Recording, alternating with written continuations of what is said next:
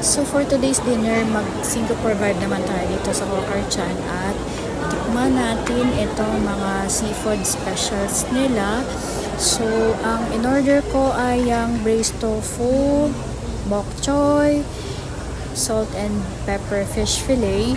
So yung braised tofu na yun palagi ko talaga yung in-order dito sa Hawker Chan kasi sobrang lambot niya.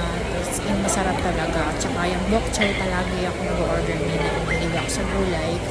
Yung yan naman, yung salt and pepper fish fillet, medyo naalatan ako. So kailangan ko siyang ibabad sa suka para matanggal yung alat. So ang hindi ko lang kinain dyan yung egg kasi runny yung egg yolk niya. Ayoko ng runny na egg yolk. Gusto ko hard-boiled egg. Sorry pa lang ingay sa background kasi di pa ako maalam mag-edit magtanggal ng noise sa background. So, yun na lang muna for now. Huwag niyong kalimutan mag-subscribe and of course mag-like sa aking channel. Thank you so much. Bye!